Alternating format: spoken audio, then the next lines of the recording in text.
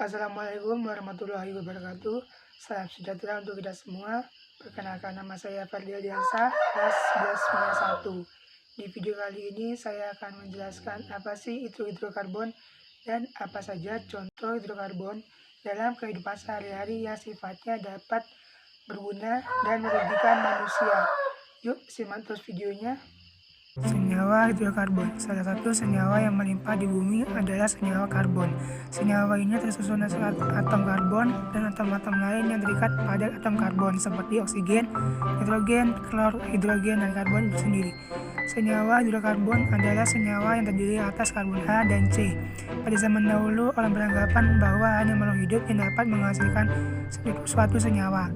Oleh karena itu, senyawa-senyawa tersebut dikenal sebagai senyawa organik.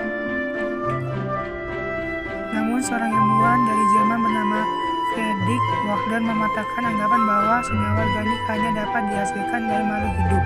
Wörth berhasil menyintesis senyawa organik urea atau suatu komponen urin dengan cara mereaksikan perak siana dengan amonium klorida. Reaksi yang terjadi sebagai berikut.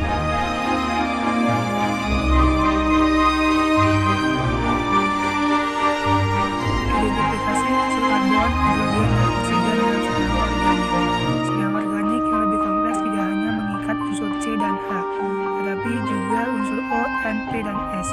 Akan tetapi komponen paling besar dalam senyawa organik adalah unsur C, H, dan O. Kekhasan atom karbon dalam membentuk senyawa hidrokarbon. Atom karbon memiliki 4 elektron valensi. Elektron valensi terletak pada subkulit 2s dan 2p sehingga atom karbon mempunyai 4 elektron valensi. B. Atom karbon relatif kecil. Ditinjau dari konfigurasi elektronnya diketahui bahwa atom karbon mempunyai 2 kulit atom sehingga jari-jari atomnya relatif kecil. C. Atom karbon dapat membentuk rantai karbon. Atom karbon dapat membentuk ikatan kovalen dengan karbon lainnya, baik ikatan kovalen tunggal, kovalen rangkap 2, maupun kovalen rangkap 3. Posisi atom karbon dapat kita amati pada tabel di bawah ini.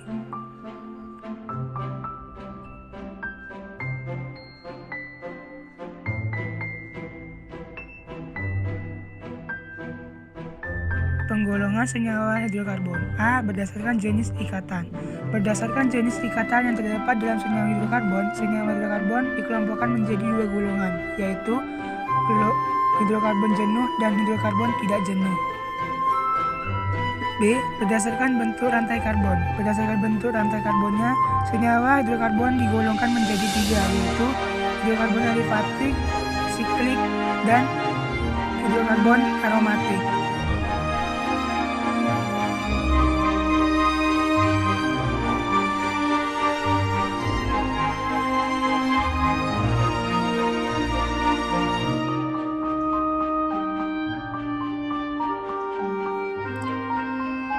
Hidrokarbon aromatik. Hidrokarbon aromatik merupakan senyawa hidrogen yang terdiri atas 6 atom atau lebih atom C yang berstruktur cincin dan mengandung ikatan jenuh serta tidak jenuh. Senyawa ini disebut hidrokarbon aromatik karena mempunyai bau yang khas. Next, kita bahas contoh hidrokarbon dalam kehidupan sehari-hari yang sifatnya dapat berguna bagi manusia dan yang dapat merugikan manusia. Dampak positif atau yang berguna bagi manusia. Sandang. Pakaian yang sehari-hari kita kenakan seperti batik, seragam, dan sarung pada dasarnya terbuat dari bahan hidrokarbon, yaitu PTA atau Purified Terephthalate Acid. Dalam hal seni, hidrokarbon yang digunakan dalam hal seni adalah tinta atau cat minyak. Pelarut cat seperti thinner juga termasuk dan terbuat dari hidrokarbon. Selanjutnya yaitu pangan. Karbohidrat atau sakarida adalah segolongan besar senyawa organik yang tersusun dari atom karbon C, hidrogen atau H, dan oksigen O. Kandungan karbohidrat biasa kita jumpai pada tumbuhan, umbi-umbian, dan biji-bijian seperti kentang, singkong, beras, gandum, dan lain sebagainya. Next, papan. Bahan bangunan yang berasal dari hidrokarbon pada umumnya berupa plastik.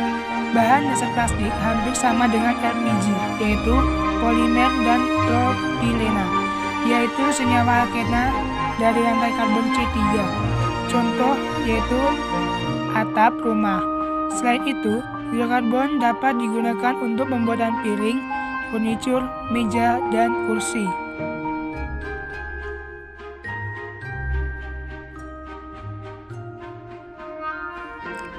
Kosmetik. Lipstik merupakan salah satu kosmetik. Lipstik terbuat dari lilin parafin. Lilin parafin di Indonesia diproduksi melalui proses filtering press, kualifikasi yang berhubungan dengan titik leleh, warna, dan kandungan minyaknya. Adapun dampak negatif atau yang dapat merugikan manusia, yaitu dampak pembakaran tidak sempurna senyawa hidrokarbon, adalah timbulnya polutan gas CO dalam darah membentuk COHB yang bersifat racun, partikulat karbon C, timbal PB, dan gas SO2 menimbulkan hujan asam yang bersifat korosif. Gas karbon dioksida atau CO2 merupakan gas rumah kaca yang dapat menyebabkan terjadinya pemanasan global.